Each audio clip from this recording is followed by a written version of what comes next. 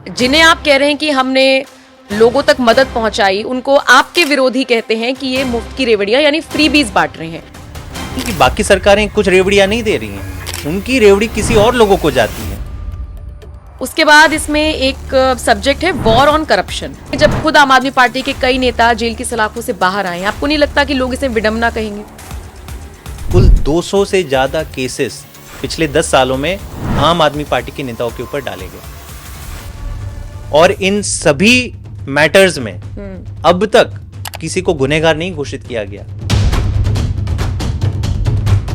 आपने कभी भी प्रधानमंत्री जी को पोल्यूशन के ऊपर बात करते हुए सुना है? मैंने नहीं सुना है। योगी को लेकर बहुत भविष्यवाणियां हो रही हैं। अंदर खाने कई लोगों को पता था पॉलिटिकल गेम्स क्या खेली जा रही हैं। भारतीय जनता पार्टी के कुछ लोगों ने एप्लीकेशंस डाली हैं विधानसभा में बड़े बड़े मात्रा में लोगों के नाम डिलीट करने के लिए वोटर लिस्ट से। मोदी सरकार का कोई ऐसा घोटाला जो आपको लगता है कि यहाँ पे स्कैम हुआ है? लोकतंत्र के इतिहास में मेरे ख्याल से सबसे डेंजरस स्कीम लाई। आम आदमी पार्टी का पेज देखते हैं तो उसमें बहुत सारे मैंने थंब ऐसे पढ़े जिसमें था मोदी को रुला दिया।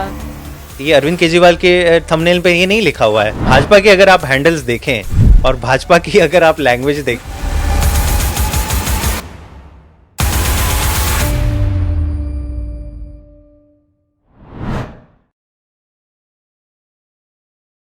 नमस्कार, स्वागत है आप सभी का। आप देख रहे हैं एनएमएफ न्यूज। आपके साथ मैं हूं नम्रता चौधरी। एक दौर था जब लोग गुजरात मॉडल का जिक्र किया करते थे, लेकिन ऐसा लगता है गुजरात मॉडल अब गुजरे जमाने की बात हो गई, क्योंकि अब लोग बात करते हैं दिल्ली मॉडल की। अब ये दिल्ली मॉडल क्या है? कुछ लोग इसे ऐसे डिफरेंशिएट करेंगे कि पानी बिजली जो मुफ्त में मिला, फिर सर्टेन लिमिट तक उसको एक्सटेंड कर दिया गया। इसके अलावा कुछ लोग कहेंगे कि फ्री में बस यात्रा हो जाती है महिलाओं की, या फिर मोहल्ला क्लिनिक्स जिस तरीके से बनाए गए हैं लोगों के लिए, बेहतर जो स्कूल यानी कि शिक्षा व्यवस्था है उन पर जिस तरीके से काम किया गया है। लेकिन दिल्ली मॉडल इससे कहीं गुना ज्यादा आगे है। और ये बात मैं नहीं कह रही, बल्कि ये कहना है द दिल्ली मॉडल लिखने वाले ऑथर का, जो कि आम आदमी पार्टी के नेता भी हैं, जैस्मिन शाह मेरे साथ मौजूद हैं। स्वागत है आपका। थैंक यू नम्रता। मोटे मोटे तौर पर तो लोगों को यही लगता है कि दिल्ली मॉडल यही है जिसको आप या आम आदमी पार्टी के बाकी नेता कहते हैं। मैं आपसे आसान शब्दों में समझना चाहूंगी, दिल्ली मॉडल क्या है, ये किताब भी और वास्तविकता में भी। बिल्कुल, देखिए पहले तो मैं कह दूं कि इस किताब में मैंने जो भी लिखा है, मेरी कोशिश रही है, करीबन 2 साल की प्रक्रिया रही लिखने की, रिसर्च करने की। एब्सोल्युटली फैक्ट्स, फिगर्स और ट्रुथ को मैंने उजागर करने की कोशिश करी है। आपका सवाल है दिल्ली मॉडल क्या है? आसान भाषा में समझा दूं तो दिल्ली मॉडल का मतलब है ये गवर्नेंस आइडियोलॉजी है। ये केवल एक लिस्ट, एक काम की लिस्ट नहीं है, एक गवर्नेंस आइडियोलॉजी है जो बिलीव करती है कि आम आदमी की रोजमर्रा की जिंदगी से जुड़े जो भी मुद्दे हैं उन पे हम काम करें और उनको ऐसी सुविधाएं दे जो विश्व स्तरीय हो, और ये हम हर आम आदमी को दे। तो हर आम आदमी का क्या, उनकी क्या चिंता होती है? बच्चों को अच्छी शिक्षा मिल जाए, तो हमने शिक्षा पे काम किया। सरकारी स्कूलों को विश्व स्तरीय बनाने का काम, मतलब कोशिश करी है। मैं नहीं कहता हूं कि सारे बन गए हैं, लेकिन प्राइवेट स्कूल से एटलीस्ट बेटर आज सरकारी स्कूल दिल्ली के काम करते हैं। हमने स्वास्थ्य व्यवस्था को दुरुस्त किया, शानदार मोहल्ला क्लिनिक्स बनाए, सरकारी अस्पतालों को अच्छा किया, बिजली 24 घंटे दी। आप डेवलप नेशन की जब हम बात करते हैं, यूएस है, यूके है, वहाँ पे 24 घंटे बिजली आती, कोई सोचता भी नहीं कि बिजली का कभी कट भी होगा। दिल्ली में आज हमने वो व्यवस्था बनाई है जो किसी राज्य में नहीं है।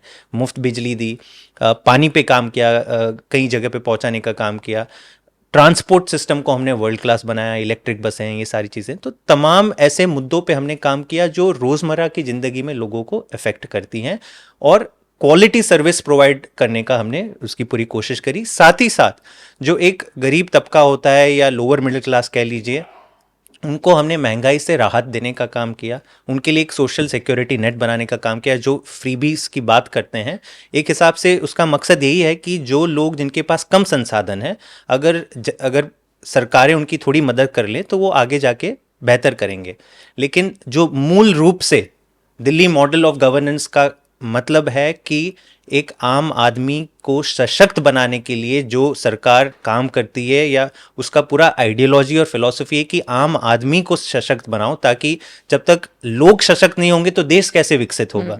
देश विकसित होने का मतलब ये नहीं है कि आपने फ्लाईओवर बना दी, बुलेट ट्रेन बना दी, लेकिन हाँ हमारे लोग अशिक्षित हैं, हमारे स्वास्थ्य के इंडिकेटर्स में हम बहुत कम हैं। तो हमारा ये बिलीफ है, और जो काम भी हुआ है दिल्ली में, वो एक आम आदमी को सशक्त करने की दिशा में हुआ है। अभी जो लोकसभा चुनाव हुए उसमें आपने एक शब्द सुना होगा, फ्री की रेवड़ियां, और केजरीवाल जी से ही उसको जोड़कर अक्सर देखा जाता है। तो जिन्हें आप कह रहे हैं कि हमने लोगों तक मदद पहुंचाई, उनको आपके विरोधी कहते हैं कि ये मुफ्त की रेवड़ियां यानी फ्रीबीज बांट रहे हैं। तो पहला सवाल तो ये कि क्या जवाब देंगे, और दूसरा क्या इससे दिल्ली का कर्जा नहीं बढ़ेगा जो चीजें आप फ्री में दे रहे नहीं, हैं? आपने बहुत अच्छा सवाल पूछा। देखिए, सरकारें बजट कहीं ना कहीं तो खर्च करेगी, है ना। सरकार के पास बहुत बजट है, अथाह पैसा है, बहुत रिसोर्सेस हैं। तो सवाल ये होता है कि सरकार को कहाँ पे खर्च करना चाहिए। क्या आम आदमी को सुख सुविधाएं देनी चाहिए, या बड़े बड़े उद्योगपतियों को देनी चाहिए? अंतर ये रेवड़ी का केवल इतना ही है। आम आदमी पार्टी की सरकार ने जनता को ये सारी सुविधाएं दी, फ्री की बिजली दी, फ्री का पानी दिया, उससे ज्यादा फ्री शिक्षा, फ्री हेल्थ व्यवस्था। और केवल फ्री नहीं, मैं इसलिए कह रहा हूं कि फ्री एक डायमेंशन है इसका, शानदार और विश्वसनीय world class education, health, electricity, ये सारे सिस्टम्स हमने प्रोवाइड कराई, और इसमें हमने जो खर्चा किया वो किया। लेकिन इसका ये मतलब नहीं कि बाकी सरकारें कुछ रेवड़ियां नहीं दे रही हैं। उनकी रेवड़ी किसी और लोगों को जाती है। और किसको जाती हैं? आपने गुजरात मॉडल का जिक्र किया, शायद हम आगे और बात करेंगे। लेकिन अगर आप देखें कि केंद्र की सरकार ने पिछले 10 सालों में सबसे ज्यादा इंसेंटिव्स दिए हैं, वो बड़े बड़े उद्योगपति को दिए, कुल 15 लाख करोड़ के। और ये सारे आरबीआई का डेटा, मैं अपना कुछ निजी डेटा नहीं लेके आया हूं। 15 लाख करोड़ के लोन वेवर हुए हैं, है ना, लोन राइट ऑफ हुए हैं, जो एनपीएस होते हैं बड़े बड़े उद्योगपति के। कोई बड़े उद्योगपति को जेल में डाला? ईडी ने 2-2 साल किसी उद्योगपति के पीछे पड़ा, कभी आपने सुना है? नहीं हुआ है। लेकिन 15 लाख करोड़ के लोन माफ हुए हैं। 1 लाख करोड़ का कॉर्पोरेट टैक्स कट 2019 में अनाउंस हुआ था। देश के इतिहास में इतना बड़ा कॉर्पोरेट्स को टैक्स कट नहीं मिला है। तो इतनी बड़ी रेवड़ियां दी जा रही हैं। लेकिन एक उनकी फिलॉसफी है बाकी पार्टियों की कि नहीं, बड़े बड़े उद्योगपतियों को आप रेवड़ी दीजिए और उससे देश का विकास होगा। हमारा बिलीफ है कि आप आम आदमी को सशक्त बनाइए, उनको सुविधाएं दीजिए। उन्हीं के टैक्स का पैसा से तो उन्हीं को दे रहे हैं। ये रेवड़ी भी कैसे हुई? आपके टैक्स के पैसे से हम आपको सुविधा दे रहे हैं। उसके बाद अगर हम सरकार को मुनाफे में चला पा रहे हैं तो फिर आपको मानना होगा, क्योंकि आम आदमी पार्टी की सरकार ने ये करके दिखाया है कि इन तमाम सुविधाओं देने के बावजूद आज हमारा बजट मुनाफे में। We are the only revenue surplus government in India in the last 10 years। और जो एक मापदंड होता है कि सरकार के ऊपर कितना कर्जा है, तो उसको कहते हैं डेट टू जीडीपी रेशियो, कि आपके जीडीपी का कितना प्रतिशत हिस्सा आपका कर्जा है। आज देश में सबसे कम कर्जा दिल्ली सरकार के ऊपर है, और वो है केवल और केवल 3.5%। अधिकतर सरकार, मेरे ख्याल से गुजरात का 18 से 20% कर्जा है, मध्य प्रदेश का 30-35% है, और कुछ और सरकारों का ज्यादा है। और ये कम हुआ है आम आदमी पार्टी के 10 साल के कार्यकाल में। तो मतलब 10 साल पहले मेरे ख्याल से 6.5-7% कर्जा हुआ करता था दिल्ली सरकार का। तब ना फ्री की एजुकेशन, ना फ्री हेल्थ, ना फ्री बिजली पानी, महिलाओं के लिए बस कोई फ्री नहीं था। तो कुछ तो यहां पे हुआ है चमत्कारी कि 10 साल के अंदर आपने ये सारी सुविधाएं दी, बजट सरप्लस में रखा, और उल्टा कर्जा भी कम हुआ। और मेरे ख्याल से यही कहानी है दिल्ली मॉडल ऑफ गवर्नेंस की। ठीक है, मैं जरा इस किताब का जिक्र करना चाहूंगी। द दिल्ली मॉडल इसका नाम है, a bold new road map to building a developed India. यानी इस किताब के जरिए आप ये भी बताने की कोशिश कर रहे हैं कि दिल्ली मॉडल से हम सबक लेके पूरे देश को कैसे डेवलप कर सकते हैं, राइट? बिल्कुल। तो जरा बताएंगे कितना टाइम लगा आपको इसे लिखने में, और अब जब चुनावों में कुछ ही दिन बाकी रह गए, लगभग 2 महीने के आसपास, तो अभी इसे क्यों लॉन्च किया गया?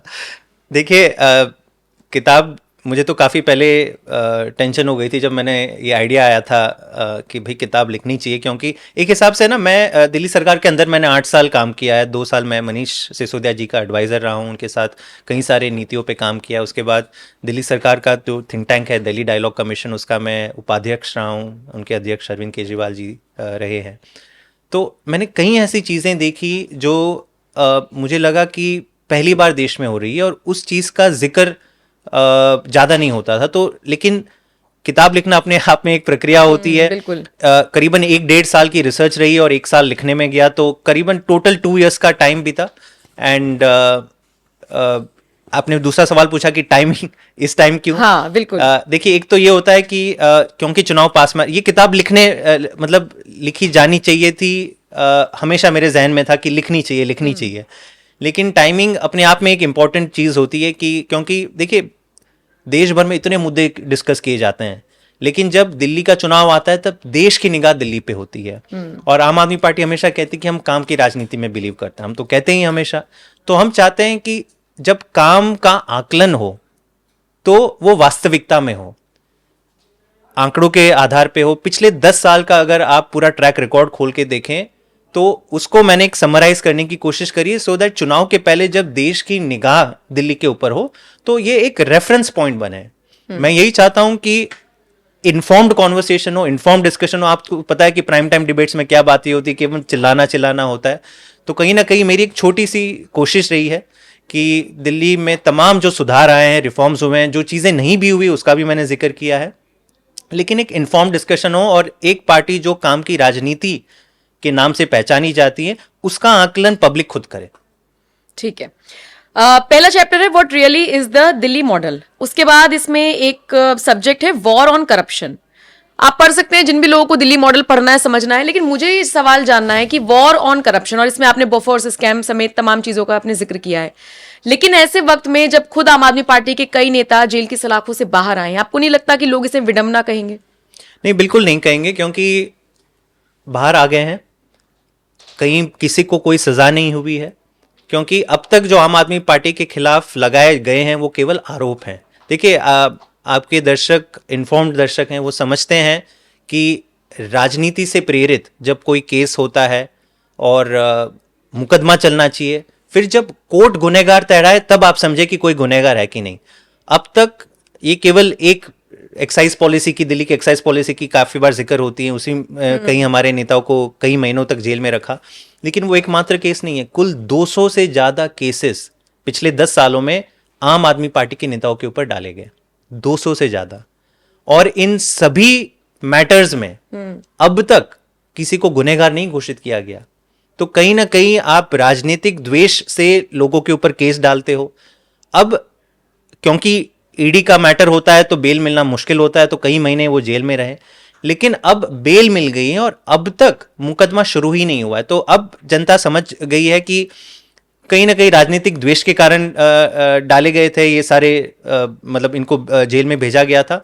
और जब तक कोर्ट गुनहगार ना ठहराए, मैं आपके दर्शकों को यही कहूं कि देखिए, इनोसेंट अंटिल प्रोवन गिल्टी, ये दुनिया भर का एक नियम होता है। मैं आरोप लगाना आसान होता है, मैं आपको चोर कह दूं और अगर मेरे पास पुलिस है तो मैं आपको जेल में भी डाल दूं, लेकिन मानना तो तब पड़ेगा ना जब कोर्ट आपको गुनहगार ठहराए, जब केस खत्म हो। और अब तक ये नहीं हुआ, इसलिए मैं समझता हूं कि एक हिसाब से ये हमारा विंडिकेशन है कि 2 साल इतना प्रताड़ित करने के बाद ईडी, सीबीआई, दिल्ली पुलिस, सारी ताकतें झोंक दी गई आम आदमी पार्टी के खिलाफ, लेकिन फिर भी आप एक केस सिद्ध नहीं कर पाए कोर्ट में, तो वो किसको दोषी ठहराता है, आम आदमी पार्टी को या हमारे विपक्ष को? लेकिन क्या ये इतना आसान है चुने हुए मुख्यमंत्री को जेल की सलाखों के पीछे डाल देना? मुझे नहीं लगता था। वाकई में आप मुझे अगर 1 साल पहले पूछती कि सिटिंग मुख्यमंत्री को बिना कोई सबूत के आधार पे, बिना कोई कैश या मनी रिकवरी के आधार पे मैंने घर से उठा के जेल में डाल दिया, क्या ये हो सकता? मैं बोला असंभव है। भारत डेमोक्रेसी है, तथ्यों के आधार पे, और टाइम लगता होगा, मतलब ये सारी चीजें आप तथ्य इकट्ठा करो और फिर आप केस करो, किसी के ऊपर आप केस करो, कोई इसमें ये नहीं है। लेकिन मेरे ख्याल से देश के लोगों को समझना होगा कि ईडी का कानून जो आज देश में बना है, और ये पहले नहीं था, 2018-19 में prevention of money laundering act में संशोधन किए गए थे केंद्र सरकार, मोदी सरकार द्वारा, और ऐसे ऐसे क्लॉजेस डाले गए कि जिसमें बेल मिलना लगभग बहुत ही मुश्किल है, असंभव नहीं है, मुश्किल है। और ये कानून किसके लिए बनाए गए थे? राजनीतिक ओपोनेंट्स के लिए नहीं बनाए गए थे, ये बनाए गए थे ड्रग स्मगलर्स और टेररिस्ट। अगर आप पीएमएलए पढ़ेंगी तो उसमें लिखा गया उसके उद्देश्य में कि हम बड़े बड़े इंटरनेशनल ड्रग सिंडिकेट, बड़े बड़े टेररिस्ट को जेल में डालना चाहते हैं, इसलिए इसकी बेल प्रक्रिया मुश्किल की जाए। लेकिन हुआ क्या? आपने ये सारे कानून उठा के डाल दिया आपके पॉलिटिकल ओपोनेंट्स पे। क्या आप एक टेररिस्ट मुझे गिना सकती है जिनके ऊपर पीएमएलए या ईडी का केस चल रहा हो? एक drug smuggler, international drug smuggler जिसको ईडी के तहत बंद कर दिया हो? नहीं हुआ। लेकिन तमाम राजनीतिक नेताओं को आपने जेल में डाल दिया। खैर, 7 महीने जेल में रहे अरविंद केजरीवाल जी, और जिस दिन सुप्रीम कोर्ट ने उन्हें बेल दी, मेरे ख्याल से एक शब्द आपके दर्शकों को जरूर समझना चाहिए कि सुप्रीम कोर्ट ने उस दिन कहा ईडी और सीबीआई तोता मैना की तरह काम कर रहे हैं। ये हम नहीं कह रहे हैं, इस माननीय सुप्रीम कोर्ट ने कहा। और वहां से लोगों को उस दिन मेरे ख्याल से ये साफ हो गया कि ये वॉर ऑन करप्शन जो आम आदमी पार्टी कह रही है, वो वाकई में हमने इस पे काम किया है। और देश की राजनीति ऐसी हो गई है कि अपने पॉलिटिकल ओपोनेंट्स के खिलाफ आप ऐसे षड्यंत्र रचो, तो हमने वो लड़ाई लड़ी और आज खुशी की बात यह है कि सारे लोग बाहर आ गए और हम वापस काम करने में लग गए। लेकिन मुझे लगता है लड़ाई तो आप लोगों की अभी भी चल रही है, क्योंकि अब मान लीजिए अगर मैं इस स्टूडियो का एग्जांपल दूं, अगर मेरा कैमरा पर्सन ही मुझे सपोर्ट नहीं करेगा तो मैं कैसे अपना फ्रेम बनवाऊंगी या कैसे हम पॉडकास्ट रिकॉर्ड करेंगे? जब कानून व्यवस्था आपके हाथ में ही नहीं होगी तो लंबी लड़ाई तो आप पहले से लड़ते आ रहे हैं। कई बार मैंडेट बदला, सुप्रीम कोर्ट का फैसला भी बदला गया, तो ये कितना चैलेंजिंग हो गया आप लोगों के लिए अब? नहीं, आपने बहुत अहम सवाल पूछा, क्योंकि मेरा जो आखिरी चैप्टर है इस किताब हाँ। का, उसका टाइटल ही है डेमोक्रेसी अंडर अटैक। और पिछले 10 साल में दिल्ली में जो घटनाएं घटी है, मेरे ख्याल से कहीं पे भी no self respecting democracy will be happy with that. मतलब डेमोक्रेसी का मतलब होता है कि जनता के चुने हुए नुमाइंदों के पास आप पावर केंद्रित रखते हो, उनको सारी संसाधन देते हो कि अगर मैंने आपको चुना है, आपको मुख्यमंत्री बनाया, तो आपके पास संसाधन होने चाहिए आपके आइडियाज को इंप्लीमेंट करने का। 2015 तक देखिए, सब जानते हैं कि दिल्ली पूर्ण राज्य नहीं है। तो जब शीला दीक्षित जी मुख्यमंत्री थी तो उनके पास भी सारी ताकतें नहीं थी, लेकिन एसेंशियल सारी ताकतें थी। और उसमें मेन है कि ब्यूरोक्रेसी, आपके अफसरों की कमान क्या मुख्यमंत्री के हाथ में है या किसी और के हाथ में है। 2015 तक ये सारा चल रहा था। जैसे आम आदमी पार्टी सरकार में आई, one of the first decisions taken by the centre कि सारी सरकारी ऑफिसर्स की पोस्टिंग और इनके ऊपर जो कमान थी वो सारे पावर्स ले लिए और जो केंद्र के नुमाइंदे हैं, लेफ्टिनेंट गवर्नर, उनके हाथ में दे दिए। और होता क्या है उसके बाद? फिर यही होता है कि कहीं और से प्रेशर आता है। मैंडेट सरकार का जनता ने दिया है, जनता शिक्षा पे काम करवाना चाह रही है, इसलिए केजरीवाल जी को चूज किया है। पानी, बिजली, इन मुद्दों पे काम करवाना चाह रही है, लेकिन ऑर्डर्स वहां कहीं और से आ रहे हैं। तो कहीं ना कहीं उसी के कारण ये सारा इशू हुआ है। और दो बार, जैसे आपने कहा, ये मैटर सुप्रीम कोर्ट तक गया।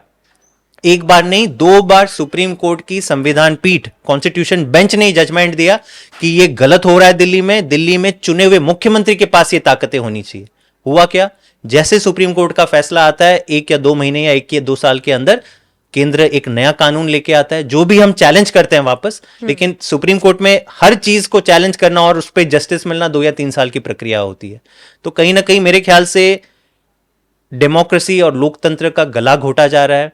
और इसी के कारण आप देखते हो कि ये तू मैं में जो होती है इसलिए हो रही है क्योंकि चुनी हुई सरकार को काम नहीं करने। चुनी हुई सरकार छोटे मैंडेट से नहीं, 70 में से 67 सीट जब आम आदमी पार्टी की 2015 में आई थी, वो ऐतिहासिक था। 75 साल की हिस्ट्री में किसी और मुख्यमंत्री को इतना मैंडेट नहीं मिला था। लेकिन आप करते क्या हो? आपके आज देखिए, केंद्र में भले भाजपा की सरकार है, कल और कोई सरकार होगी, लेकिन चुनी हुई सरकारों को काम करने देना चाहिए। नहीं, मेरे ख्याल से आपके दर्शक खुद समझ जाए उसको। तो अब जिस तरीके से मैं अगर केजरीवाल के ट्विटर पर जाकर देखती हूँ तो वो भी इसे बहुत बड़ा मुद्दा बना रहे हैं दिल्ली की सुरक्षा को लेकर। और ये मुद्दा है भी, इस पर बात होनी भी चाहिए। महिलाएं अगर निकल रही हैं बाहर तो एटलीस्ट वो सेफ फील भी करें, आगे निकले भी, आखिरकार राजधानी है। लेकिन इन चुनावों में शिक्षा और हॉस्पिटल्स और इन सबसे इतर सुरक्षा का मुद्दा आप लोग बहुत हावी कर रहे हैं। आप लोगों को लगता है कि चुनावों में भी ये काम आएगा? और रही बात कानून व्यवस्था की, आप लोग क्या ऐसा कर सकते हैं कि आपके हाथ में पावर आ जाए, जब सुप्रीम कोर्ट का फैसला ही पलट दिया गया? 2 चीजें हैं। पहले, सुरक्षा का मुद्दा बिल्कुल डिस्कस करना चाहिए। देखिए, चुनाव का समय होता है कि जनता से जुड़े सारे मुद्दों पे बात होनी चाहिए। हम ये नहीं कह रहे हैं कि शिक्षा, स्वास्थ्य, बिजली, पानी, जिन चीज को समाधान उनका करने की जिम्मेदारी दिल्ली के लोगों ने केजरीवाल जी को दी है, उसी के साथ केंद्र सरकार, हम सब जानते हैं कि केंद्र की सरकार और गृह मंत्री दिल्ली की सुरक्षा व्यवस्था संभालते हैं, तो उसकी कमान भाजपा को दी है। क्योंकि रण में और जमीन पे ये दोनों पार्टियां हैं, आम आदमी पार्टी बनाम भाजपा, तो हम अपने कामों की बात कर रहे हैं। और लेकिन साथ ही साथ भाजपा को जो जिम्मेदारी दी थी सुरक्षा की, आज आपको तो पता ही है कि Delhi is the crime capital of the world. Delhi में जितने रेप के इंसिडेंट्स होते हैं, देश में कहीं भी किसी भी शहर में नहीं होते। अनुमान मेरे ख्याल से 3 से 4 रेप इंसिडेंट्स पर डे हो रहे हैं। बच्चों की किडनैपिंग, चाइल्ड किडनैपिंग के केसेस लगभग 15 केसेस पर डे हो रहे हैं। और ये हमें लगा कि चलो निर्भया इंसिडेंट के बाद 2012 में इसमें सुधार आएगा। हुआ क्या? विपरीत। लगभग डबल हो गए रेप के इंसिडेंट्स पिछले 10 साल में। इसका भी मैंने जायजा इस बुक में सुरक्षा के ऊपर एक छोटा सा मैंने सेक्शन लिखा है। और अगर आपको लगता है कि नहीं चलो एटलीस्ट लेकिन लोग ज़्यादा मतलब संसाधन ज़्यादा बढ़ गए होंगे, ज़्यादा जो ऐसे कल्प्रेट्स हैं, क्रिमिनल्स हैं, उनको पकड़ा जा रहा है, तो मैंने इसमें आंकड़ा दिया है कि लगभग केवल 3 से 4% कन्विक्शन रेट है ऑन क्राइम्स अगेंस्ट वुमेन। मतलब 100 में से 95 जो क्रिमिनल्स हैं उनको आप कन्विक्ट ही नहीं कर पा रहे हो, तो दिल्ली पुलिस क्या कर रही है? तो एक पार्टी जो कह रही कि नहीं हम दिल्ली की कमान संभालना चाहते हैं, विच इज भाजपा, उनसे सवाल क्यों नहीं पूछना चाहिए कि आप 10 साल तक आपको दिल्ली की सुरक्षा की जिम्मेदारी दिल्ली के लोगों ने दी थी, आपने हालत बद से बदतर कर दी, तो आप किस जरिए और किस कॉन्फिडेंस से आप मांग रहे हो कि नहीं हमें पूरी दिल्ली चलाने का आप ये जिम्मेदारी दें? तो इसलिए हमने ये मुद्दा लाया। और मेरे ख्याल से आने वाले चुनाव में, क्योंकि हम चाहते हैं कि काम के मुद्दों पे बात हो, दिल्ली को जो आगे विकसित कर पाए, दिल्ली को जो आगे बढ़ा पाए, उनके ऊपर बात हो।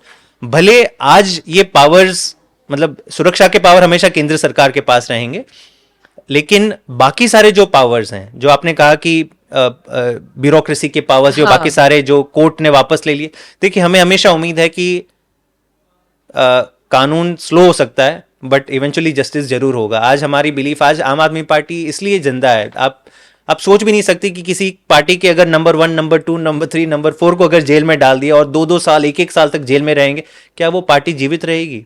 और इतनी छोटी पार्टी हम क्या है, कांग्रेस कितनी बड़ी पार्टी, भाजपा इतनी बड़ी पार्टी, बाकी सारे इतने, इनके बैंक बैलेंस देख ली, हमारा बैंक बैलेंस ही सिंगल डिजिट में होता है। तो उस पार्टी के ऊपर आपने सारी चीजें कर दी, फिर भी हमें जस्टिस मिला सुप्रीम कोर्ट से। तो हमारी हमेशा उम्मीद है कि इस चीज का समाधान फाइनली सुप्रीम कोर्ट में ही होगा। हमने अर्जियां डाली हैं, 1-1, 1.5 साल से वो पेंडिंग है। तो जब भी माननीय सुप्रीम कोर्ट को टाइम मिलेगा उस पर सुनवाई होगी, क्योंकि हम सच्चाई हमारे साथ है, हमें विश्वास है आज नहीं तो कल जस्टिस जरूर होगा। वैसे तो एलजी साहब से बहुत तनातनी रहती है आपकी और आम आदमी पार्टी की भी, लेकिन आतिशी जब मुख्यमंत्री बनी तो उनका एक बयान आया जिसमें उन्होंने कहा कि केजरीवाल से 100 गुना या 1000 गुना बेहतर, ऐसा उनका कुछ बयान आया। तो बाकी आपकी टैगलाइन तो आप लोगों का एक ही मकसद है कि केजरीवाल को फिर से सत्ता में लाना है। एलजी साहब के इस बयान को आप किस तरह से देखते हैं? देखिए, मुझे खुशी है कि एलजी साहब को आम आदमी, देखिए आतिशी जी एक इंडिविजुअल नहीं है, वो आम आदमी पार्टी के सरकार की अभी प्रेजेंट मुखिया है। और अगर वो सिटिंग चीफ मिनिस्टर की इतनी सराहना कर रहे हैं तो मुझे उम्मीद है कि अब आम आदमी पार्टी को सपोर्ट करेंगे एलजी साहब, और आने वाले चुनाव में उनका भी तो वोट होगा। तो मुझे पूरा यकीन है कि आने वाले चुनाव में वो आम आदमी पार्टी को भी वोट करेंगे और लोगों को भी प्रोत्साहित करेंगे कि ऐसी सरकार के लिए आप वोट कीजिए। तो मैं तो इतना करना चाहूँगा। दूसरी बात है कि देखिए, जो पूरा दिल्ली मॉडल ऑफ गवर्नेंस की जो विजन, जिसकी नींव रखी गई, उसके पीछे अरविंद केजरीवाल जी की सोच है, उसमें कोई दो राय नहीं है। वो इस टीम के कैप्टन हैं। शुरुआत से, डे 1 से उन्होंने प्रायोरिटी सेट करी है कि शिक्षा में एकमात्र हमारी सरकार है जो 25% बजट शिक्षा में खर्च करती है। ये छोटी बात नहीं है। दुनिया में, देश में तो और कोई सरकार नहीं है, दुनिया में भी हार्डली एनी गवर्नमेंट होगी जो अपने बजट का 1/4 हिस्सा केवल शिक्षा में खर्च करती है। हम अपने बजट का 15% हिस्सा हेल्थ में स्पेंड करते हैं। एजुकेशन और हेल्थ मिला दें तो 40% हिस्सा हम एजुकेशन और हेल्थ में खर्च करते हैं। ये जो फ्रीबीज की और फ्री की रेवड़ी की बात होती है, मैं आपको एक इंटरेस्टिंग आंकड़ा बता दूं। ये सारी फ्री की सुविधाएं पे हम कितना पैसा पता है खर्च करते हैं? कितना? 8%। तो चर्चा टोटल बजट का 8%। तो चर्चाएं हो रही है दिन रात, फ्री की रेवड़ी, फ्री की रेवड़ी, फ्री की रेवड़ी, 8%। लेकिन जो 92% हम जो खर्च कर रहे हैं लोगों की सुविधाएं के ऊपर, इंफ्रास्ट्रक्चर के ऊपर, हेल्थ के ऊपर, एजुकेशन के ऊपर, मेट्रो को दुगना किया, 2000 इलेक्ट्रिक बसें ले आए, बिजली की डिस्ट्रीब्यूशन सिस्टम को ठीक किया, पानी की 10,000 किलोमीटर की लाइनें डाली, सीवर की 4,500 किलोमीटर लाइनें डाली, 3 लाख सीसीटीवी कैमरास डालें, 5 लाख स्ट्रीट लाइट्स डाली, उस पर चर्चा नहीं होती। तो मेरे ख्याल से ये सारे कामों की जो ये हुआ इसलिए क्योंकि एक विजनरी लीडर थे, मुख्यमंत्री थे, जिनकी पहचान आज देश की राजनीति में काम के कारण हो रही है। और इसीलिए चुनाव उनके नाम पे हो रहे हैं और फिर लाएंगे केजरीवाल, जैसे हम कहते हैं, हमारा नारा है इस चुनाव में, फिर लाएंगे केजरीवाल, उनको फिर से मुख्यमंत्री बनाने का हमारा मोटो है। लेकिन अभी भी दिल्ली वासी बहुत सारी समस्याओं से जूझ रहे हैं। मतलब जैसे मैं अगर अपने ऑफिस में किसी से बात करती हूँ दिल्ली में क्या समस्या है, तो एक तो लोग कहते हैं एयर पॉल्यूशन, अच्छा, मैं ये नहीं कहूंगी कि जैसे मैं यूपी से आती हूँ वहां नहीं है, लेकिन दिल्ली में आकर तो अब ये मीम्स सोशल मीडिया पर वायरल होने लगे हैं कि अभी तो हम यहाँ पर हैं, वहां जाकर हम खांसी के शिकार हो जाएंगे। इस तरीके से लोग मजाक भी उड़ाते हैं, और जो बहुत अच्छी बात नहीं है आम आदमी पार्टी के लिए कि बार बार सवाल उठते हैं, क्योंकि हम तो आप ही की तरफ देखेंगे। इसके अलावा यमुना की सफाई, मतलब मैं तो सोच रही हूँ कि अब तो एक्शन का टाइम आ गया है, क्योंकि लोग सुनते आ रहे हैं तब से कि अब होगा। इन दो पर आप किस तरीके से काम करेंगे? और एयर पॉल्यूशन तो मैं इसलिए भी पूछ रही हूं कि ये विंटर सीजन आता है, और जैसे हम बिहार में सुनते हैं ना कि हर साल बाढ़ आई, हर साल पुल गिर गया, समाधान नहीं है वहां भी। बिल्कुल। तो इसका भी समाधान नहीं निकल रहा है। मैं खुश हूं आपने ये दो बहुत ही गंभीर मुद्दे उठाए, और एयर पोल्यूशन पे पहले मेरे ख्याल से कुछ मिनट उस पर बात कर लें, क्योंकि इस एक्चुअली इंसिडेंटली कहानी है कि ये किताब जब मैंने लिखना शुरू किया तो first time I started writing was last winter, और तब एयर पोल्यूशन था। तो मैंने पहला चैप्टर इस किताब का जो लिखा वो एयर पोल्यूशन पे लिखा, और मेरे ख्याल से one of the longest chapter इसमें एयर पोल्यूशन का होगा। तो पूरी किताब जब पढ़ेंगे तभी आपके दर्शक समझ पाएंगे कि क्या काम हुआ है, और एयर पोल्यूशन पे इतनी प्रोग्रेस क्यों नहीं हो पाई जितना हम चाहते हैं। एयर पोल्यूशन को लेके जितना काम दिल्ली की सरकार और आम आदमी पार्टी सरकार ने किया, और जितनी गंभीरता से हमने काम किया है, देश की, मैं उत्तरी भारत की नहीं बात कर रहा हूं, देश की किसी भी सरकार ने नहीं किया। और मैं तथ्यों के आधार पर बात करता हूं हमेशा। पहले मैं आपको बता दूं कि एयर पोल्यूशन ना दिल्ली की समस्या है, ये देश की। अगर मैं इस साल का डेटा बता रहा हूं कि 42 out of the 50 most polluted cities in the world are in India। किसी और देश में इतने पोल्यूटेड सिटीज नहीं है जितने भारत में है। तो मतलब ये भारत के शहरों का बहुत बड़ा मुद्दा है, ये एक नेशनल इशू बन गया है। हाँ, सबसे ज्यादा पोल्यूशन की अगर मात्रा देखें तो दिल्ली एनसीआर, केवल दिल्ली नहीं, दिल्ली एनसीआर का जो हिस्सा है उसमें है। अब हमारे यहाँ प्रॉब्लम ये हो रही है कि क्योंकि दिल्ली देश की राजधानी है, मीडिया केवल दिल्ली को हाईलाइट करता है, लेकिन प्रॉब्लम की जड़ और उसका समाधान केवल दिल्ली से कभी नहीं निकल सकता, क्योंकि ये एक रीजनल इशू है। जो भी ये बेसिक साइंस, देखिए आपको भी पता है कि एयर पोल्यूशन बाउंड्रीज के तहत सीमित नहीं है।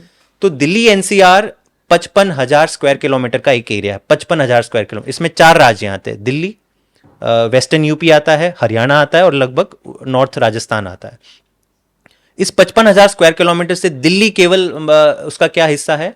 मात्र 3%, 1500 स्क्वायर किलोमीटर। तो अगर हमें एयर पोल्यूशन का समाधान निकलना है तो सारे ये विशेषज्ञ एक्सपर्ट सारे कहते हैं कि नहीं, पूरे दिल्ली एनसीआर को एक समान सारे डिसीजंस लेने होंगे। ये नहीं कि आप दिल्ली का ठीक कर दें, भले आप दिल्ली को ठीक कर दो और फिर बोलो कि रिमेनिंग 97% एरिया में हम कुछ नहीं करेंगे, केवल हम टीवी डिबेट करेंगे, हम भाषण देंगे, तो उससे नहीं चलेगा। लेकिन ये नहीं, इसका मतलब है कि दिल्ली कुछ नहीं कर सकता। दिल्ली ने पिछले 10 सालों में, इसलिए मैं कह रहा हूं कि जो काम की किसी ने नहीं किए, उसके बदौलत ये सेंटर का डेटा है कि एवरेज PM 2.5 लेवल दिल्ली का पिछले 10 सालों में 45% कम हुआ है। एवरेज की मैं बात कर रहा हूं, साल भर 365 दिन। लेकिन नवंबर दिसंबर आते आते डेफिनेटली पोल्यूशन बढ़ जाता है और लोगों को काफी समस्या देखने को मिलती है। तो क्या क्या हमने काम किए, मैं 30 सेकंड में आपको 3-4 बड़े काम गिना लूं। और ये ऐसे काम है जो पिछले 10 साल में हुए, आम आदमी पार्टी की सरकार ने किए, और आसपास की पड़ोसी किसी भी राज्य ने नहीं किया। और ये दुख की बात है। पहला, हमने हमारे 2 थर्मल पावर प्लांट थे जो कोयले से चलते थे, वो दोनों हमने बंद किए हैं, आम आदमी पार्टी सरकार ने। दिल्ली के इर्द गिर्द अगर 200-300 किलोमीटर का दायरा देखें तो 11 ऐसे पोल्यूटिंग थर्मल पावर प्लांट्स हैं, बेझिझक ये ऑपरेट कर रहे हैं, इनमें कोई पोल्यूशन कंट्रोल टेक्नोलॉजी भी नहीं लगी है। Forget about shutting them down. Number 2, हमने 24 घंटे बिजली दी है। आज दिल्ली में आपको कहीं भी डीजल जनरेटर सेट नहीं दिखाई देंगे। आज आप नोएडा, गाजियाबाद, फरीदाबाद, गुड़गांव चले जाएं, बड़े बड़े मतलब लाखों करोड़, वहां पे जो करोड़ों के फ्लैट बिकते हैं, उन सोसाइटी पूरी डीजल जनरेटर सेट से चल रही है। 24 घंटे बिजली अब तक आज हम प्रोवाइड नहीं करा पाए। 3,000 से ज्यादा ईंट के भट्टे पोल्यूटिंग इंडस्ट्री में आते हैं, वो आज यूपी में चल रहे हैं, उसको बंद करने वाला कोई है नहीं। परिवहन व्यवस्था की बात कर लें तो दिल्ली में आज दिल्ली मेट्रो, जो हमने बहुत काम किया है पब्लिक ट्रांसपोर्ट को स्ट्रेंथन करने के लिए, तभी लोग अपनी निजी गाड़ियां छोड़ेंगे। तो दिल्ली मेट्रो की लंबाई 200 किलोमीटर थी, हमने 450 किलोमीटर तक, केवल 10 साल में हमने इसको दुगना से ज्यादा कर दिया। आज बसेस की अगर संख्या देखें तो देश भर में सबसे ज्यादा बसेस दिल्ली में दौड़ रही है। और ये केवल बसेस की मैं नहीं बात करूंगा, उसके अंदर 2000 कुल 7,700 बसेस है हमारी, उसमें से 2000 इलेक्ट्रिक बसेस हैं, जीरो पोल्यूशन। और ये दिल्ली में केवल देश भर में सबसे ज्यादा नहीं है, दुनिया में नंबर 3 पे आज दिल्ली आ रही है। चाइना में नंबर 1 सबसे ज्यादा है, फिर चिले में, और नंबर 3 दिल्ली। अब आप पूछिए कि दिल्ली के इर्द गिर्द, दिल्ली एनसीआर में कितनी इलेक्ट्रिक बसेस हैं? एक भी नहीं है, 0। तो अच्छा, हम यहां पे नहीं रुके हैं, हमने ऑलरेडी ऑर्डर्स प्लेस कर दिए हैं। अगले साल 2025 के अंत तक दिल्ली में 8000 इलेक्ट्रिक बसेस हो जाएंगे, जो रिकॉर्ड है। 80% of our bus fleet will be electric buses by end of 2025। हमने रिन्यूएबल सोलर एनर्जी की मात्रा बहुत सारी बढ़ा दी है। हमने अपना हरित क्षेत्र, ग्रीन कवर दिल्ली का 20 से 23% हुआ है पिछले 10 सालों में।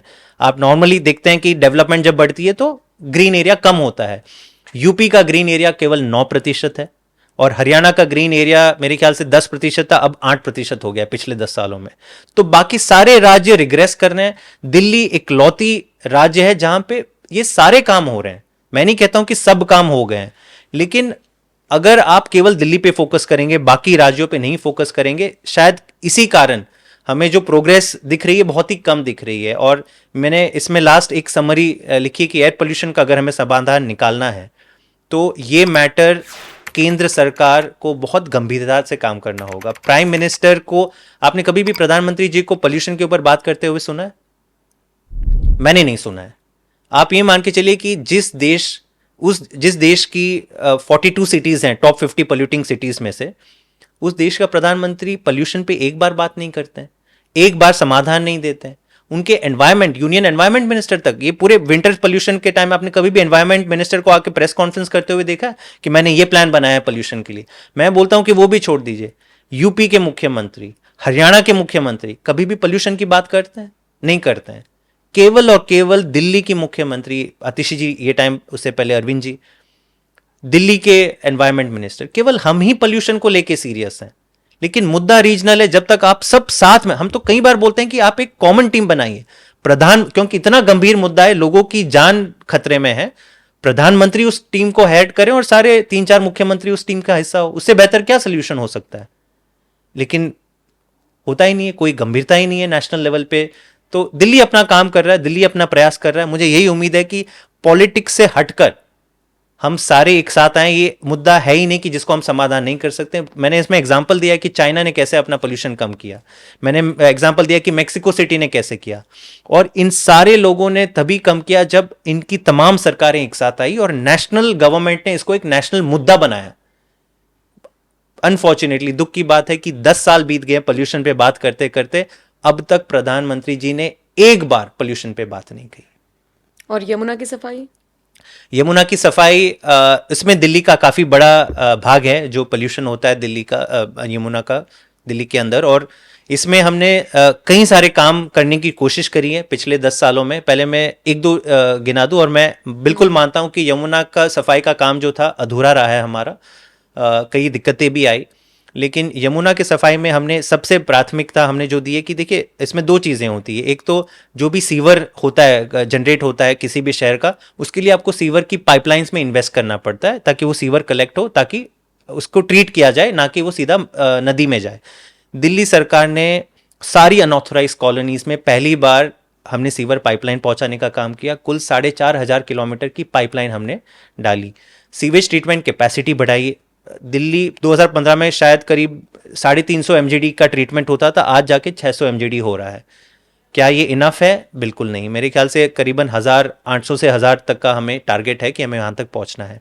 तो कई सारे हमारे प्रोजेक्ट्स और प्लान्स अभी भी इन प्रोग्रेस हैं। पिछले ये खास करके 5 साल में हमें कुछ तकलीफ आई। 2 साल कोविड के कारण काफ़ी काम रुक गया, और पिछले 2 साल जो उथल पुथल रही दिल्ली सरकार में कि हमारे सारे तमाम नेताओं को जेल में डाला गया, तो कहीं ना कहीं सरकार का काम स्लो हुआ है कुछ प्रोजेक्ट्स में, नहीं कहूँगा सब चीज़ों में। तो ये हम मानते हैं कि यमुना को साफ करने के जो हमारा वादा था वो अधूरा रहा है, हम उसकी जिम्मेदारी भी लेते हैं। लेकिन यमुना को साफ कैसे करना है उसका प्लान हमारे पास है, पूरा ब्लूप्रिंट है, उसका रोड मैप है, और हमारा यकीन है कि एक और मौका अगर मिल जाए तो अगले 5 साल में वो हम जरूर करके दिखाएंगे। नहीं, लेकिन अगर मैं समझना चाहूँ क्या रोड मैप है, क्या आपने सोचा है? मान लीजिए आप सरकार में आ जाते हैं, आप इस तरफ कदम आगे बढ़ाते हैं, तो क्या रोड मैप है, कैसे शुरुआत करेंगे? नहीं, देखिए, यमुना प्रदूषित कैसे होती है, राइट? इसलिए होती है, मैं आपको आंकड़े से समझा दूं कि कुल दिल्ली का जो वाटर कंजम्पशन है वो करीबन 1000 MGD है, उसका 80% सीवर में बनता है, तो 800 MGD सीवर जनरेट होता है। अगर आप उसको नहीं करते हो, उसको साफ सुथरा नहीं बनाते हो सीवेज ट्रीटमेंट के जरिए, तो फिर वो यमुना में सीधा जाता है और यमुना प्रदूषित होती है। अब 2015 में हमारी टोटल सीवेज ट्रीटमेंट कैपेसिटी, कुल कितना सीवेज ट्रीट हो रहा था दिल्ली का, 350 MGD केवल। तब हमारी जनरेशन थोड़ा 800 नहीं 750 करीब, लेकिन आधे से ज्यादा सीधा पानी यमुना में जाता था। तो हमारी दो कोशिशें रही पिछले 10 सालों में। एक, ज्यादा से ज्यादा 100% सीवेज हम ट्रैप करें, पाइपलाइन डालें, भले वो इंडस्ट्रियल हो या फिर रेसिडेंशियल हो। दिल्ली में लगभग ज्यादा रेसिडेंशियल है क्योंकि बहुत बड़ी बड़ी इंडस्ट्रीज नहीं है, और मेन क्योंकि कच्ची कॉलोनियां बहुत थी, झुग्गियां कम है दिल्ली में लेकिन है, वहां से कभी भी सीवेज की पाइपलाइन डाली नहीं थी पिछली सरकारों ने। 1/3 आबादी दिल्ली की अनऑथराइज कच्ची कॉलोनी में रहती है। पहली बार आम आदमी पार्टी की सरकार ने, जैसे मैंने कहा, 4500 किलोमीटर की सीवर पाइपलाइंस डाली है, और इसमें कुछ काम अभी भी प्रोग्रेस में। आप जाएंगी, किराड़ी है, आउटर दिल्ली मुंडका है, ऐसे कई कॉलोनीज है जहां पे लगभग सीवर की पाइपलाइन फाइनली डल चुकी है, और घर घर कनेक्शन। इसमें पहले ये था कि हर घर को कनेक्शन देने के लिए 10,000, 20,000, 1.5 लाख तक पैसे देने पड़ते थे, वो भी हमने पूरी तरह माफ की। ये सारी चीजें हमने बयान करी है, मैंने बयान करी है इस बुक में। तो पहली बार हो रहा है कि दिल्ली का लगभग एक बड़ा तबका जो सीवर सिस्टम से कनेक्टेड ही नहीं था, अब पहली बार कनेक्ट हुआ है। तो मतलब आपका पूरा सीवर ट्रैप हो रहा है। साथ ही साथ जो सीवेज ट्रीटमेंट कैपेसिटी है, जो बड़े प्लांट्स, वो हमने दो चीजें करी हैं इसमें।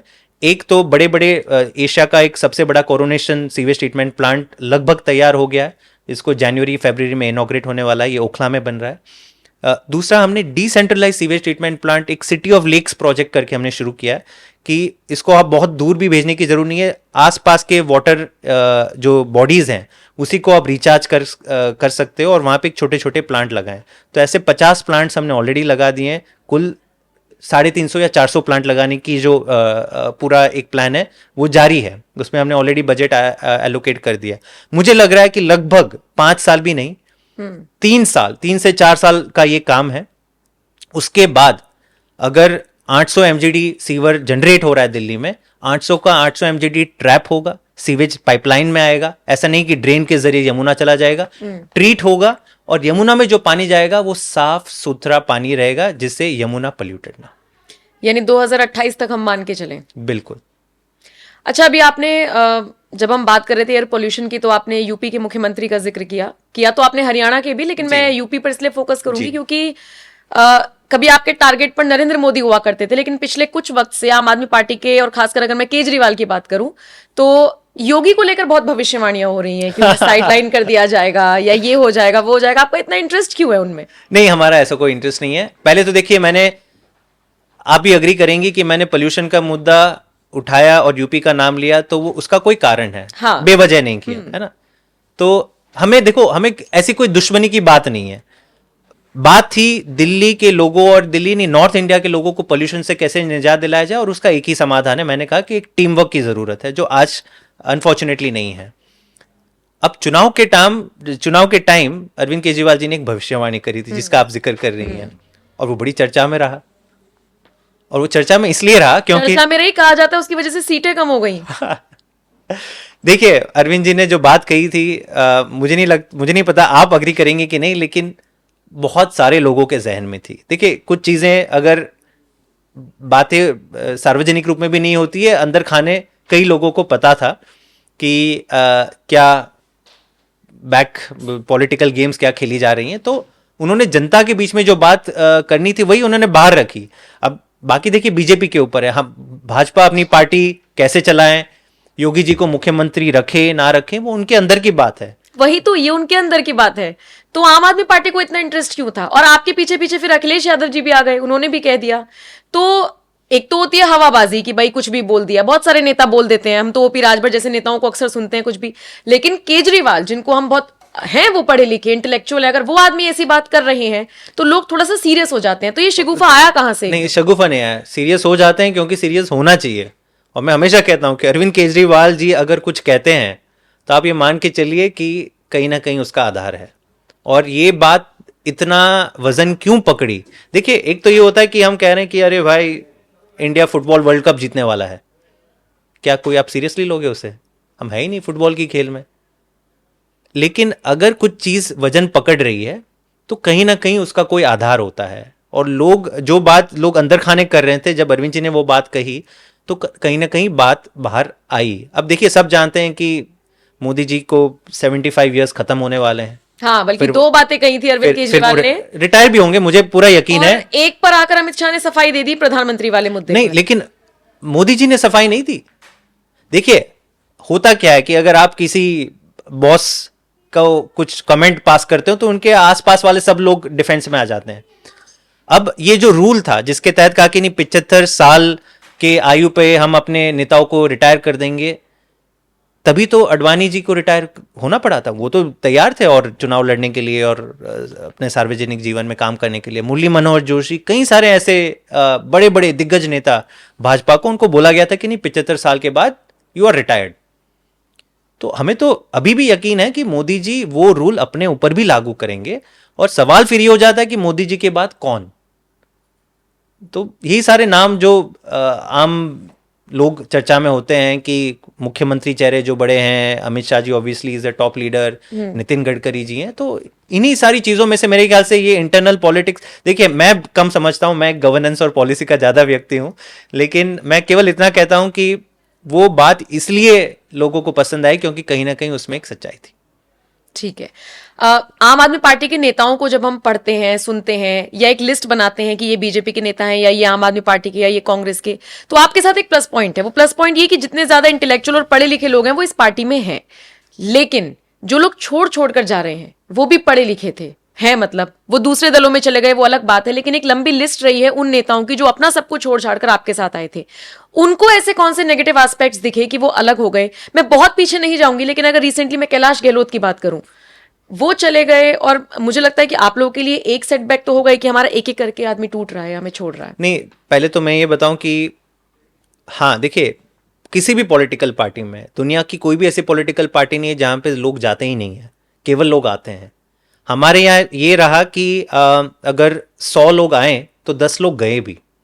और मैं क्यों कह रहा हूं कि रेशो 100:10 है, क्योंकि आम आदमी पार्टी 2015 में जिस सोच से शुरुआत हुई थी, आज हम एक नेशनल पार्टी हैं।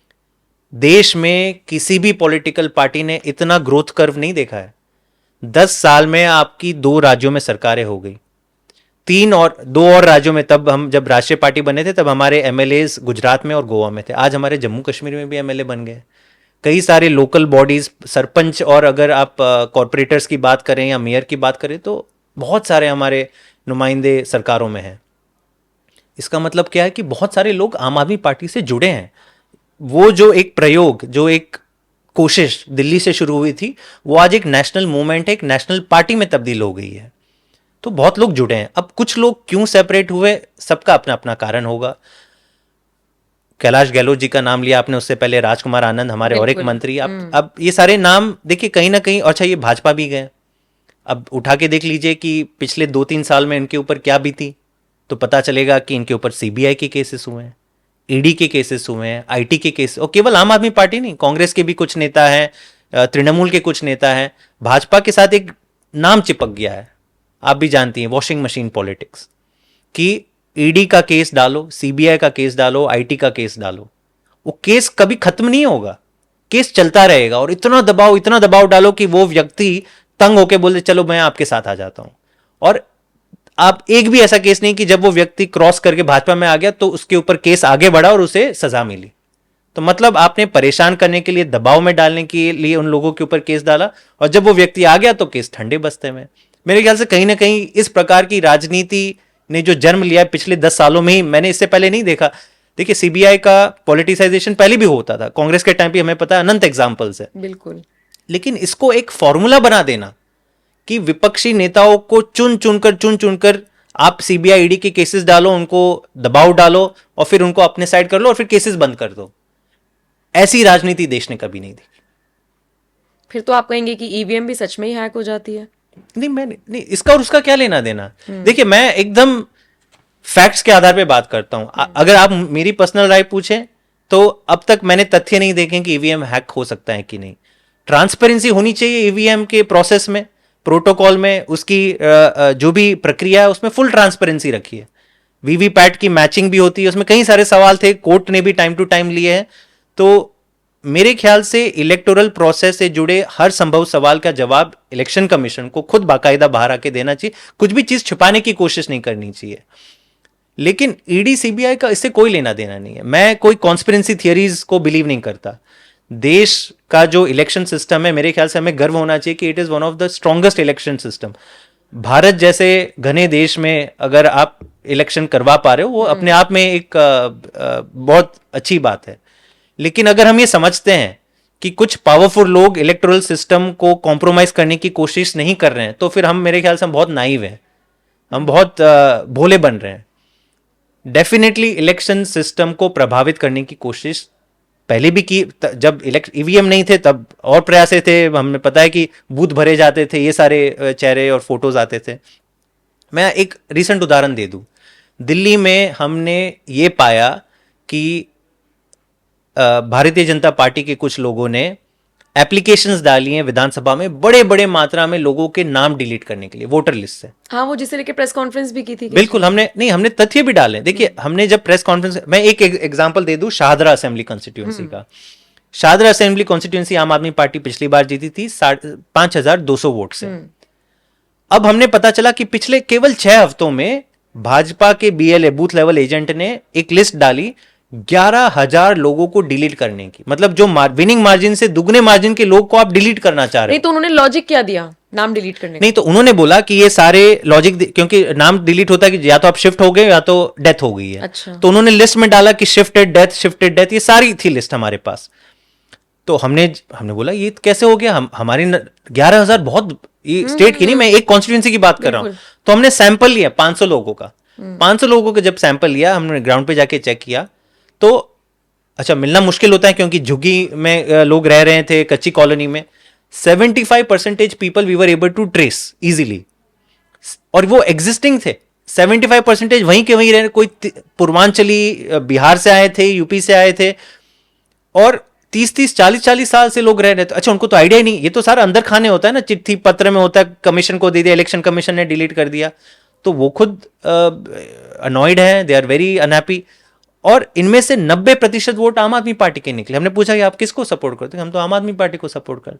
मतलब ये साजिश कि हम आपके चुन चुन के आपके वोटर को आइडेंटिफाई करेंगे और अंदर खाने एक लिस्ट दे देंगे। अब इस लिस्ट पे फाइनली अमल करती है इलेक्शन कमीशन की नहीं, वो उनके ऊपर डिपेंड है। लेकिन हमने ये बात उजागर करी कि हजारों की संख्या में भारतीय जनता पार्टी वोटर का हक छीनने की कोशिश करे, और ये लोग वहीं पे रह रहे हैं, कहीं नहीं जा रहे हैं। तो मेरे ख्याल से हमें चौकन्ना रहना चाहिए, इलेक्शन कमीशन को, पॉलिटिकल पार्टीज को, और एक आम नागरिक को। अगर आप ये मान के चले, अरे भाई इलेक्शन सिस्टम हमारी इतनी शानदार है कि मैं आंख बंद करके अंधविश्वास रखूंगा, तो वो गलत है। वो गलत है, उसके खिलाफ मैं हूं। अच्छा, इससे पहले हम फ्रीबीज का जिक्र कर रहे थे, मेरा एक सवाल छूट गया था। ऑफ कैमरा मेरे सहयोगी भी आपसे वही बात पूछ रहे थे। मैं चाहती हूँ वो आप जनता को बताएं कि जैसे आप महिलाओं के लिए फ्री बस सेवा कर रहे हैं, जो एग्जैक्ट मेरे सहयोगी ने आपसे सवाल पूछा था, मैं वही पूछना चाहूंगी कि क्या ये पैरालाइज वाली सिचुएशन नहीं है, या फिर जैसा कि उन्होंने भी कहा कि केंद्र की भी जो राशन योजना है, आपको नहीं लगता कि हम बांध रहे हैं उनको, या हम उनको आलसी बना रहे हैं? अब जैसे बॉस फ्री में ही सैलरी देने लगे तो हम तो नहीं काम करेंगे फिर।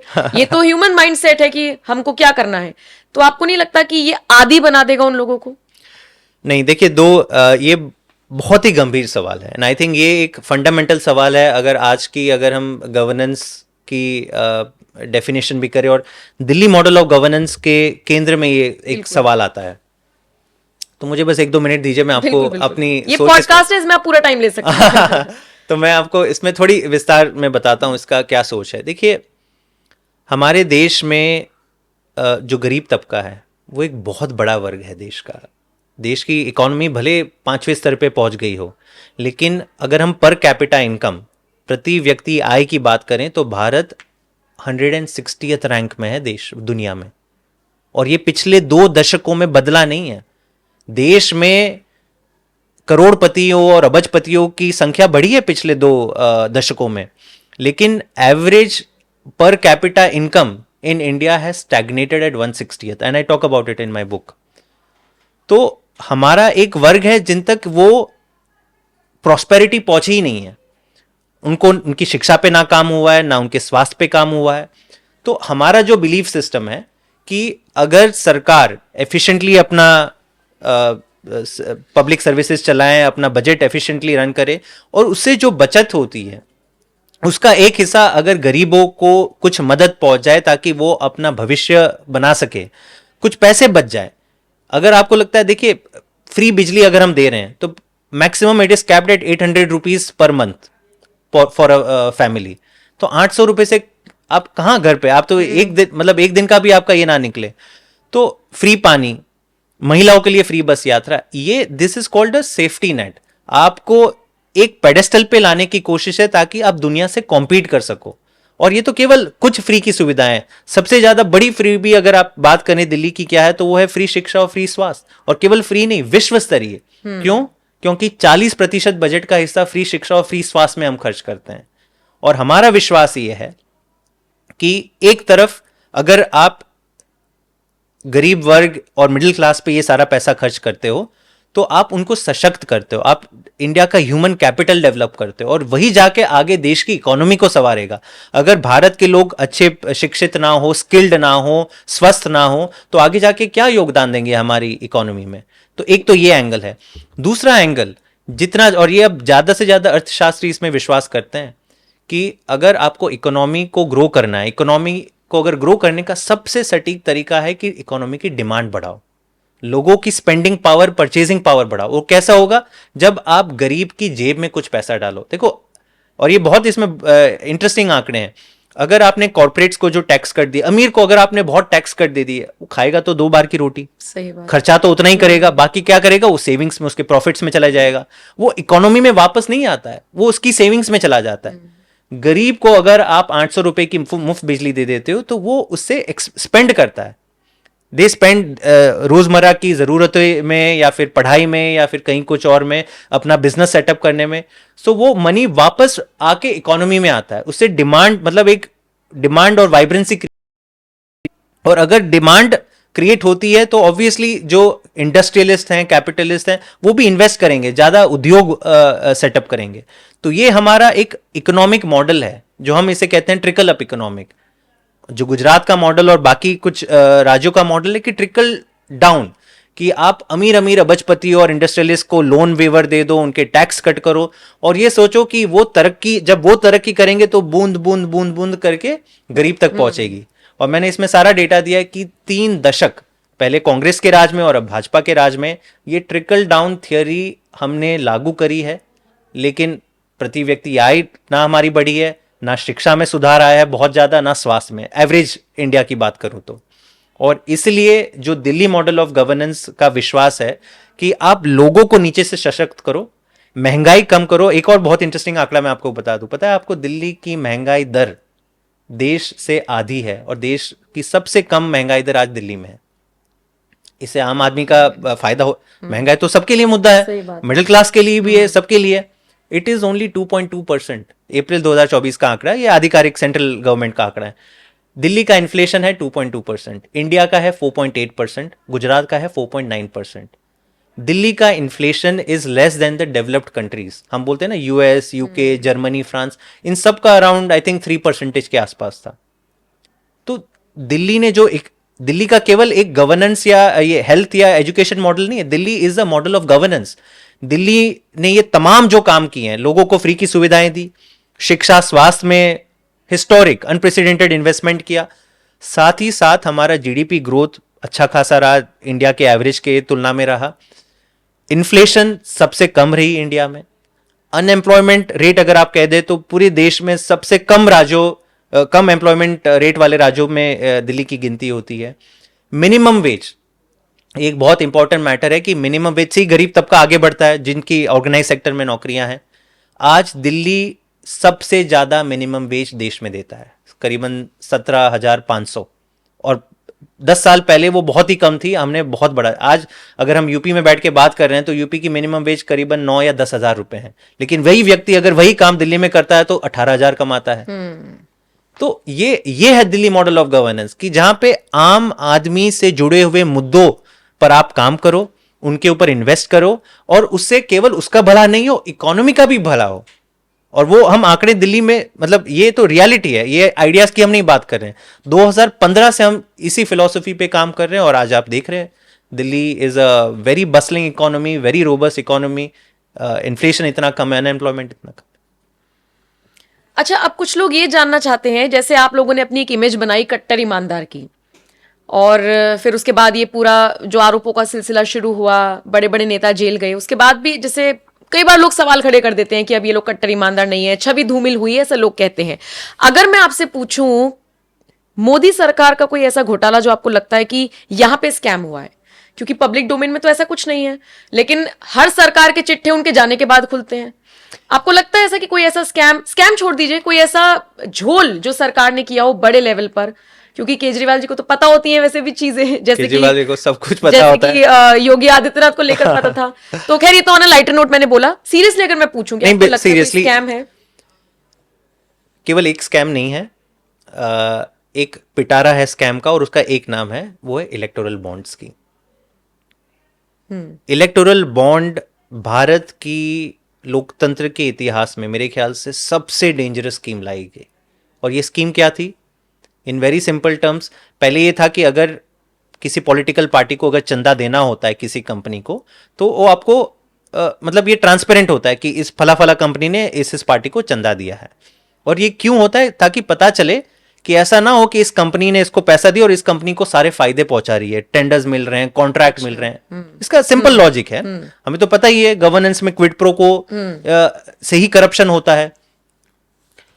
मोदी सरकार कानून लाई कि इलेक्टोरल बॉन्ड के जरिए पता नहीं चलेगा कि किस कंपनी ने किस पार्टी को दिया है। और कुल 16,000 करोड़ के इलेक्टोरल बॉन्ड्स देश में दिए गए 3 या 4 सालों में। अब सुप्रीम कोर्ट ने, आपको पता है, ऐतिहासिक वर्डिक्ट दिया और उस पर रोक लगा दी। लेकिन जो 16,000 करोड़ में से 10 या 11,000 करोड़ केवल भाजपा को मिले। और जब सुप्रीम कोर्ट ने बोला कि नहीं, ये सारा डेटा सार्वजनिक कीजिए, जो आपने छुपा के रखा था, तिजोरी में बंद करके रखा था कि किस कंपनी ने किसको पैसा दिया है, तब ये सारे नाम बाहर आए। और ये जो नाम बाहर आए, मेरे ख्याल से चौंकाने वाले नाम है। ऐसी ऐसी कंपनियां जिन्होंने पैसे दिए भाजपा को इलेक्टोरल बॉन्ड के जरिए, और उसके बाद उनको धनाधन कॉन्ट्रैक्ट मिलते गए। उससे पहले कॉन्ट्रैक्ट नहीं मिले, धनाधन कॉन्ट्रैक्ट मिलते गए। दूसरी बात, कई कंपनियों के ऊपर ईडी और सीबीआई के रेड होते हैं, ठीक है, रेड हो गए, उसके बाद केस चलते हैं। फिर उस कंपनियों ने, जब रेड चल रही है, तब उस कंपनियों ने भारी मात्रा में इलेक्टोरल बॉन्ड, सैकड़ों करोड़ों के बॉन्ड खरीद के भाजपा को दिए। होता क्या है? CBI gives a clean chit, headline, ED gives a clean chit. तो ये हो क्या रहा है? खुले आम, मतलब मेरे ख्याल से, इसलिए मैं कह रहा हूं कि it is a can of worms. जिस दिन भाजपा की सरकार आएगी, मैं गारंटी से कहता हूं कि इलेक्टोरल बॉन्ड के ऊपर एक बड़ी सी कमेटी बनेगी और इन सब लोगों को इन्वेस्टिगेशन का हिस्सा बनाया जाएगा। क्योंकि ये तो ऑलमोस्ट ओपन है कि आपके ऊपर ईडी, मतलब ईडी और सीबीआई, मतलब आपके दाल में कुछ काला है, ये जनता तो ये समझ। और आप जाके एज अ रूलिंग पार्टी, आप देखिए कितना इनसेंसिटिव है कि रूलिंग पार्टी, मैं आपके ऊपर रेड करवा रही हूं, और यहां से आके मेरा एक व्यक्ति जाके 100 करोड़ का चंदा लेके आ जाता है। तो खुलेआम गलत है। और इसी के लिए तो सुप्रीम कोर्ट ने इसके ऊपर पाबंदी लगाई। लेकिन कभी इन्वेस्टिगेशन नहीं हुआ। विपक्ष ने यह डिमांड करी थी कि उस पर एक कमेटी बिठाई जाए।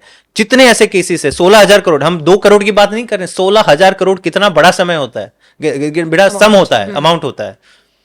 तो मेरे ख्याल से सबसे बड़ा, आजाद भारत का, केवल पिछले 10 सालों का नहीं, आजाद भारत का ये सबसे बड़ा स्कैम है।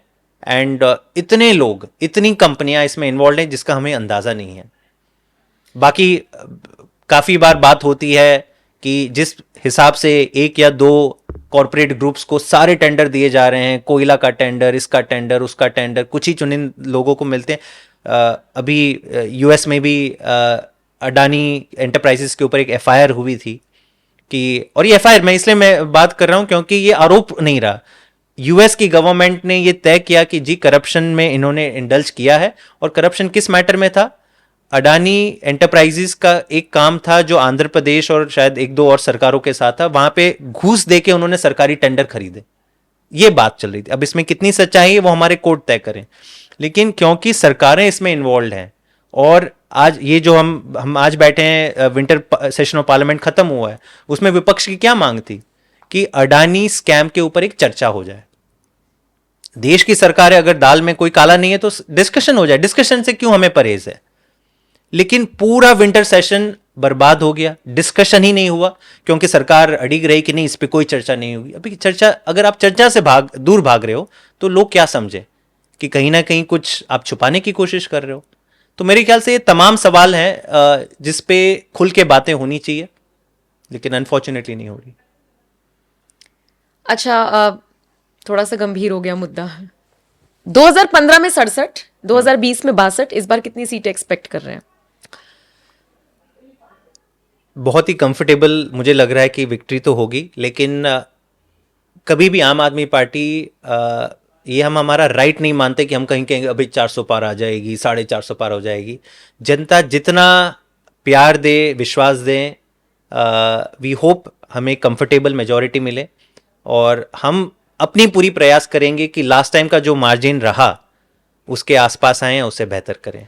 आपको नहीं लगता है कि दिल्ली में टाइट फाइट है बीजेपी और आपके बीच, या कांग्रेस और आपके बीच, या लगता है? पहले तो यही बताइए फिर अगला सवाल पूछूंगी। नहीं, देखिए, वाकई में क्योंकि दिल्ली में आप ग्राउंड पे जाइए, 100 लोगों से बात कीजिए तो पता चलेगा कि लड़ाई तो केवल 2 पार्टियों में है ना। वाकई में that is the reality. Tight नहीं है। मुझे जो लग रहा है कि at the end of the day आम आदमी पार्टी का जन्म दिल्ली में हुआ क्योंकि दिल्ली के लोग ने एक नई प्रकार की राजनीति को वेलकम किया। क्योंकि बात केवल आम आदमी पार्टी की नहीं है, बात है कि एक ईमानदार पढ़े लिखे लोगों को सरकार में लाने की बात हुई और ऐसे ही हमने सरकार चलाई। दिल्ली मॉडल ऑफ गवर्नेंस उसकी पुष्टि भी देता है कि क्या क्या काम हुए और काम की राजनीति। दिल्ली की जनता को पता है कि अरविंद केजरीवाल जी ने उनकी जीवन में काम किए हैं। अगर आप आज 10 लोगों को, आप एक किसी भी मोहल्ला क्लिनिक में, मैं आपको एक सिंपल सा फॉर्मूला देता हूं, कोई भी राज्य सरकार आपको ये नहीं बताएगी, लेकिन हम वेलकम करते हैं कि किसी भी सरकारी स्कूल में चले जाइए। मैं आपको नहीं दूंगा कि ये बस 2-3 सरकारी स्कूल में जाइए, हमारे 1000 सरकारी स्कूल है, कहीं पे भी चले जाइए। हमारे 550 मोहल्ला क्लिनिक है, कहीं पे भी चले जाए, वहां से लोगों से बात कीजिए। आपको लगता है ये ठीक चलता है, कुछ काम हो रहा है, आपका इलाज हो रहा है, पढ़ाई हो रही है? और अगर 10 में से 10 लोग ये ना बोले कि नहीं ठीक हो रहा है, हमें सब कुछ मिल रहा है, तब आपको पता चलेगा कि काम हुआ है या नहीं हुआ। हमें विश्वास है कि हमने जो काम किया है वो उन्होंने जनता के जीवन को छुआ है, उनके जीवन में एक मूलभूत बदलाव आया है और उसके कारण आज हम कॉन्फिडेंट है कि क्लोज की तो कहीं नहीं, लेकिन हम चाहते हैं कि जो मैंडेट मिले, ऐसा मैंडेट मिले कि देखिए दिल्ली भले छोटा राज्य, लेकिन दिल्ली की राजनीति देश भर में देखी जाती है। तो मैंडेट ऐसा मिले कि लोगों को, देश भर के लोगों को वापस पता चले कि नहीं, अरविंद केजरीवाल जी ने जो काम किया है वो जनता के जीवन को उन्होंने बदला है, सुखी किया है, लोगों को इतनी सारी सुविधाएं दी है। अच्छा, मोहल्ला क्लिनिक का आपने जिक्र किया, on an average per day कितने लोगों को इससे फायदा होता होगा, कोई आंकड़ा? हाँ बिल्कुल, करीबन हमारे 550 मोहल्ला क्लिनिक है और हर दिन on an average 100 to 120 patients per day वहाँ पे होते हैं। आप मान के चलिए 60 से 70 हज़ार की आबादी हर दिन हमारे मोहल्ला क्लिनिक में जाती है, फ्री इलाज लेती है। और मोहल्ला क्लिनिक में केवल आपको फ्री डॉक्टर से कंसल्टेशन नहीं मिलता है, केवल मतलब वो तो होता ही है कि MBBS डॉक्टर होते हैं। 90 प्रकार की टेस्ट्स हैं जो आपको फ्री ऑफ कॉस्ट मिलती है। महंगी महंगी टेस्ट, बाहर जाएंगे आपको 500 रुपये, 1000 रुपये देने पड़े, यहाँ पे फ्री में होती है। 165 मेडिसिन हैं वो आपको फ्री मिलती है मोहल्ला क्लिनिक में। तो कुल 60,000 and over the course of 1 year total around 2 crore OPD treatments, मतलब 2 करोड़ आउट पेशेंट मतलब पेशेंट्स आते हैं मोहल्ला क्लिनिक में, जो एक बहुत बड़ी संख्या है। शुरुआत से अगर 2015 से देख लें तो कुल मैंने अपने आंकड़े दिए कि 7 करोड़ से ज़्यादा लोगों ने मोहल्ला क्लिनिक में अपना मुफ्त इलाज कराया है, फ्री टेस्ट, फ्री मेडिसिन का फ़ायदा उठाया। ठीक है, अभी जो मौजूदा मुख्यमंत्री आतिशी, मैं उनका बयान एक सुन रही थी, अभी हाल फिलहाल तो नहीं है लेकिन बहुत पुराना भी नहीं है, तो वो कह रही थी कि हमारे पास बजट नहीं है चुनाव लड़ने का। उन्होंने केंद्र सरकार से आग्रह किया था। अब जब वो केंद्र सरकार जो आपके पीछे ED CBI जैसे कि आप लोग आरोप लगा रहे हैं, लगा रही है, तो वो आपको लगता है आपको फंड जारी करेगी, आपको किसी भी तरीके से मदद करेगी? एट द एंड घूम फिर कर आपको भी उन्हीं से मदद चाहिए? नहीं, बात वो नहीं है। हम केंद्र सरकार से कोई आउट ऑफ द वे मदद नहीं मांग रहे, अपना देखिए, हक मांग रहे हैं। हाँ, हक ही होता है। देखिए, हर स्टेट के ऊपर हर स्टेट के पास संसाधन होते हैं। थोड़ा कर्ज अगर लेना है तो ले लीजिए, उसकी समय सीमा होती है, उसका एक अपर लिमिट होती है कि कितना कर्ज आप उठा सकते हैं। मैंने अभी शुरुआत में आपके पॉडकास्ट में कहा कि दिल्ली का डेट टू जीडीपी रेशियो आज देश में सबसे कम है, 3.5% है। अब हर स्टेट को, क्योंकि मैं गवर्नमेंट के अंदर से आता हूं तो मैं आपके दर्शकों को बता दूं, हर स्टेट के पास 2 संसाधन होते हैं एडिशनल रिसोर्सेज जनरेट करने के लिए। एक तो यह कि आप ओपन मार्केट में जाइए, बॉन्ड फ्लोट कीजिए, सीधा जनता से आपको पैसा मिले, और वो है। दूसरा है कि केंद्र के पास कुछ ऐसे इंस्ट्रूमेंट्स होते हैं जो केंद्र सरकार पैसे राज्य को देती है, और वो भी जनता के सेविंग्स से ही आते हैं। LIC हो गया या कोई और पोस्ट ऑफिस स्कीम्स हो गया वगैरह। तो अच्छा, केंद्र सरकार ये पैसा इकट्ठा करती है ताकि वो आगे लोन दे सके किसी को, तभी तो जनता को उसके डिपॉजिट का ये वैल्यू मिलेगा। तो दिल्ली का डेट कम हुआ है पिछले 10 सालों में। ये साल जो भी, अगर शायद हमने, मुझे एग्जैक्टली नहीं पता कितना, ये रूटीन का मैटर है। हर साल हर राज्य सरकार कुछ ना कुछ केंद्र से लेती है, कुछ ना कुछ ओपन मार्केट से लेती है। दिल्ली के पास ये हक है ही नहीं कि ओपन, क्योंकि हम पूर्ण राज्य नहीं है तो हम ओपन मार्केट में ले ही नहीं सकते। तो जो भी हमारा थोड़ा बहुत कर्जा है, थोड़ा बहुत मतलब मैं 3% कह रहा हूं, वो हम केंद्र से लेते हैं। और वो 3 का 3.1% अगर चलो हो गया, हमने केंद्र से ले लिया, वो केंद्र हमेशा देना चाहता है। केंद्र को तो चाहिए कि ये सारा पैसा जो हमने स्कीम से वो राज्यों को दे, लेकिन उसको फिर पॉलिटिसाइज किया जाता है कि देखिए ये लोग पैसे मांग रहे हैं। अरे भाई, वो आपका पैसा नहीं है, वो जनता का पैसा है। नहीं, पॉलिटिसाइज भी किया जाता है। और जो आम जनता है ना, आपने जितने आंकड़े बताए, मुझे लगता है अब दर्शकों को समझ में आया होगा। नहीं तो बहुत सारे ऐसे लोग हैं जिनको बस ये समझ में आता है कि अच्छा वहां पर मुफ्त में दिया, देखो कर्जे में आ गए इसलिए पैसा मांग रहे हैं। सही बात समझ है। रहे हैं, ऐसे चेंज बिल्कुल, फिर बिल्कुल। सोशल मीडिया का दौर, अभी 50 मैसेज तो मेरे पास आए हुए होंगे फर्जी जो फॉरवर्ड किए जाते हैं। सही बात इसलिए मैं पूछ रही हूँ, ये आप कैसे पहुंचाएंगे कि हम अपना हक मांग रहे हैं भाई? नहीं, बिल्कुल, इसलिए I am very happy you asked this question. और ये जनता को समझना चाहिए कि दिल्ली सरकार देश की सबसे कम कर्जे वाली सरकार है, और रूटीन में हर सरकार केंद्र के रिसोर्सेज के थ्रू एक शेयर लेती है कर्ज में, और वो उसको रिपे कर लेती है। और वो केंद्र का भी पैसा नहीं होता, जैसे मैंने कहा है, वो जनता का पैसा होता है जिसे केंद्र सरकार स्टेट्स में डिस्ट्रीब्यूट करती है। अच्छा, हाँ, एक सवाल मेरा था वो ये कि बहुत सारे सिटिंग MLAs के टिकट कटे हैं। तो मैं अपने ऑफिस में कलीग से भी बात कर रही थी, तो उनका भी यही कहना था, जैसे मनीष सिसोदिया सीट उनकी चेंज हो गई। तो ग्राउंड पर सर्वे सिर्फ हम ही नहीं कर रहे हैं, आम आदमी पार्टी भी कर रही है कि हमने कितना काम किया है, लोगों का क्या फीडबैक है। क्या आप लोगों को ऐसा भी फीडबैक मिला कि इस पर्टिकुलर क्षेत्र में इस विधायक ने अच्छा काम नहीं किया इसलिए टिकट काटे हैं? देखिए, पहले आपने, क्योंकि सबने तो अपनी मर्जी से नहीं कहा होगा कि नहीं हमें इस बार नहीं लड़ना, इक्का दुक्का को तो चलिए मैं मान सकती हूँ। नहीं, ठीक है, आपकी बात, सवाल वाजिब है। पहले मैं मनीष सिसोदिया जी के ऊपर बोल दूं। मनीष सिसोदिया जी का टिकट बदलने के पीछे कारण ये था कि हमारी पार्टी में एक बहुत ही शानदार शख्सियत जुड़े पिछले कुछ दिनों में। शायद आपको उनका नाम पता है, अवध ओझा जी। और अवध ओझा जी को लाने वाले मनीष सिसोदिया जी खुद थे। अब दोनों एजुकेशनिस्ट हैं, दोनों के विचार भी मिलते हैं। और जब बात हुई कि अवध ओझा जी पार्टी में तो शामिल हो गए, लेकिन क्या चुनाव लड़ना चाहिए, तो कहीं ना कहीं पार्टी ने फैसला लिया कि नहीं, बड़ा चेहरा है, छवि अच्छी है, और क्योंकि ये एक ऐसी पार्टी है जहाँ पे हमने एजुकेशन को हमेशा प्राथमिकता दी, तो पार्टी ने तय किया कि अवध ओझा जी को चुनाव लड़वाना चाहिए। तो जब ये बात हुई तो तभी मनीष सिसोदिया जी ने ही पूछा अवध ओझा जी को कि क्या आपको कहाँ से लड़ना है। तो उस डिस्कशन से निकला, यानी पदपरगंज, क्योंकि एक हिसाब से Manish Sisodia ji is known as the finest education minister in the country. Patparganj के लोगों ने वो जर्नी देखी है कि सिसोदिया जी पहले तो केवल एक विधायक थे, लेकिन एक शानदार एजुकेशन मिनिस्टर के रूप में जो उन्होंने अपना काम किया, तो उनकी एक लगाव है एजुकेशन को लेके। और जब अवध ओझा जी का ये तय हुआ कि नहीं, पदपरगंज उनके लिए सही है, तो फिर ये था कि मनीष सिसोदिया जी को कहाँ से लड़वाया जाए। तो पार्टी ने अपनी रणनीति के तहत तय किया कि चलो जंगपुरा से उनको लड़ाया जाए। तो ये एक इंटरनल, मतलब मैं आपको वाकई में कह रहा हूँ, दिस इज द रियलिटी। अब यस, मेरे ख्याल से 18 या 19 विधायकों के टिकट कटे हैं, और कुछ लोगों ने खुद शायद डिसाइड किया, कुछ की एज हो गई, कुछ लोगों ने कहा कि नहीं, मुझे एक्टिव पॉलिटिक्स नहीं रहना है। लेकिन हाँ, देखिए, आम आदमी पार्टी काम के आधार पे अपनी राजनीति भी करती है, सरकार के काम में भी काम पे फोकस करती है, और विधायक भी जो ग्राउंड पे रहते हैं उनका फीडबैक हम टाइम टू टाइम लेते हैं, केवल चुनाव के टाइम नहीं, इवन इन बिटवीन।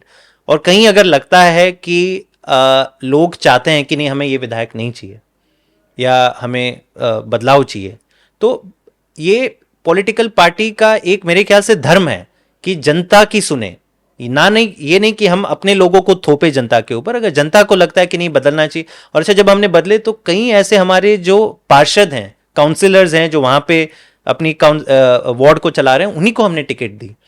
तो ये एक कंटिन्यूअस प्रोसेस है। हमारे लिए काम सबसे सर्वोपरि है। जो काम करेगा वो definitely party will support. And ऐसी बात नहीं कि एक बार आपको विधायक का टिकट नहीं मिला तो मतलब राजनीति खत्म हो गई। पार्टी बहुत लोग ये कह रहे थे कि लास्ट जो जीत का मार्जिन था वो बहुत ज्यादा नहीं था, तो इसलिए आप लोगों ने विचार किया है मनीष सिसोदिया के लिए। ना वो बात नहीं। देखिए हर चुनाव में मार्जिन घटता बढ़ता, ऐसा तो नहीं होता नहीं कि हमेशा हर टाइम मार्जिन बढ़ता बढ़ता। 3 चुनाव लड़े, उसमें से तीनों के तीनों जीते हैं वो पतपरगंज से। अगर आप देखेंगे कि कितने ऐसे विधानसभाएं जिसमें पिछली बार 3 के 3 बार आम आदमी पार्टी जीती, तो बहुत ज्यादा नहीं है। तो it is a good seat. उस सीट में जैसे मैंने कहा कि एक शिक्षा को राजनीति में लाने वाला जो अभियान था वहां से शुरू हुआ, तो हमें पूरा भरोसा है, पूरा यकीन है कि अवध ओझा जी भी वहां पे जीतेंगे। और इतना ही नहीं, पतपरगंज तो एक ही सीट है। मैं कह रहा हूं कि 70 में से हमारी तो उम्मीद और कोशिश रहेगी कि 62 से भी ज्यादा सीटें आई हैं। अच्छा, एक लास्ट सवाल ऑन अ लाइटर नोट मैं पूछूंगी। भाषा की मर्यादा हर किसी को रखनी चाहिए। चुनाव जब आने लग जाते हैं तो नेता थोड़े से इधर उधर भटक जाते हैं, लेकिन जब हम सोशल मीडिया के इस दौर में आम आदमी पार्टी का पेज देखते हैं तो उसमें बहुत सारे मैंने थंब ऐसे पढ़े जिसमें था मोदी को रुला दिया। तो आपको नहीं लगता ये थोड़ा सा ज्यादा हो गया? एट द एंड है तो वो देश के प्रधानमंत्री ही। आपके चुनावी मतभेद हो सकते हैं, आपके राजनीतिक मतभेद हो सकते हैं, लेकिन रुला दिया मोदी को काइंड ऑफ। मुझे ये बता दीजिए कि भाजपा के थंबनेल आपने पढ़े हैं? हाँ, नरेंद्र मोदी का जो पेज है उस पर तो वो अपनी वीडियोस उनकी डलती हैं। नहीं, तो ये अरविंद केजरीवाल के थंबनेल पे ये नहीं लिखा हुआ है। बड़ा हार्श सा लगता है। लेकिन ना ये आम आदमी पार्टी के आपने देखा होगा। हाँ, आम आदमी पार्टी के पेज तो मैं कह रहा हूँ भाजपा के अगर आप हैंडल्स देखें और भाजपा की अगर आप लैंग्वेज देखें, मैं भाजपा के नेताओं पर तो ये बात एग्री कर सकती हूँ, उनके एक्सपोस्ट पर, लेकिन यूट्यूब पे आप ज्यादा हार्श लगते हैं। चलिए ये मैं फीडबैक में अपनी टीम को दे दूं, लेकिन कहीं ना कहीं वो जो होता है ना क्लिक बेट आप जो जिसे कहते हैं, कि लोगों को लगे कि नहीं कुछ इंटरेस्टिंग सा हो रहा है। तो आई थिंक सोशल मीडिया की दुनिया अलग होती है। लेकिन ओवरऑल अगर मैं पब्लिक प्रोफाइल की बात करूं तो we take pride in the fact कि हमारे पढ़े लिखे नेता है, और सदन के अंदर हो सदन के बाहर हो एक गरिमापूर्ण उनका बिहेवियर रहता है। बिल्कुल। And you will have seen that, you would have noticed it, चाहे वो अरविंद जी हो चाहे और कोई भी बड़े नेता हो। तो we take pride in that. But आपने जो कि आज कह दिया तो मैं अपनी टीम को भी फीडबैक देता हूं। मजे की बात यह है कि जैसे वो कैप्शन लिखा होता है तो लोग उस पर क्लिक करते होंगे, सुनते होंगे, केजरीवाल के फॉलोवर्स होंगे, तो नीचे जाके फिर वो भी उसी तरीके की भाषा का इस्तेमाल करते हैं। ठीक है, आप केजरीवाल के समर्थक हैं, लेकिन वो मुझे थोड़ा सा लगा कि हार्श है। चलो पूछ लेती हूँ सवाल। नहीं कोई नहीं, आपका फीडबैक सर माथे पे मैं अपनी टीम को भी सुना दूंगा थोड़ा। बाकी बहुत बहुत शुक्रिया हमारे साथ बात करने के लिए। और मैं तो यही कहूंगी कि बेस्ट विशेस फ्यूचर में जो आपके चुनाव जो हो रहे हैं, और किताब को लेके बिल्कुल बिल्कुल। देखिए ये किताब है, मैं अपने दर्शकों को बता दूं, द दिल्ली मॉडल, इसका नाम है a bold new road map to building a developed India. ये इसका पूरा कैप्शन है। बाकी जैस्मिन शाह ने इसको लिखा, मैंने आपकी मुलाकात करवा दी। हाँ, मैं एक और चीज कह दूं, ये पेंगुइन ने पब्लिश करी है ये किताब, और इसका हिंदी ट्रांसलेशन जनवरी में, मतलब चंद ही हफ्तों में हिंदी ट्रांसलेशन भी आ रहा है। तो अगर आप हिंदी में से पढ़ना चाहें हिंदी में पढ़ लें, इंग्लिश में तो किताब ऑलरेडी अवेलेबल है सारे बुक स्टोर्स में और अमेजोन पे अवेलेबल। बिल्कुल, फरवरी में चुनाव है, उससे पहले पढ़ना चाहें तो आपके लिए बेटर है, खासकर अगर आप दिल्ली वासी हैं। और बाकी जैसे ही आपको टाइम मिले। बाकी ये पॉडकास्ट आपको कैसा लगा, क्योंकि बहुत विस्तार से हम लोगों ने बात की, सिर्फ दिल्ली मॉडल किताब को लेकर ही नहीं बल्कि वास्तविकता में किस तरीके से काम हो रहा है उसको लेकर। और मुझे लगता है एक अच्छे नेता की पहचान वही है कि अपनी गलतियों को वो एक्सेप्ट करे। बाकी जो फैक्ट्स बेस्ड जो डिबेट होती हैं या पॉडकास्ट होते हैं वो बहुत ज्यादा इफेक्टिव होते हैं। तो मुझे इस पॉडकास्ट में बहुत मजा आया ऑनेस्टली, मुझे भी बहुत मजा। बाकी रिएक्शन लोगों का लेते हैं, बताइएगा जरूर ये पॉडकास्ट आपको कैसा लगा कमेंट सेक्शन में। शुक्रिया हमारे साथ जुड़ने के लिए, नमस्कार।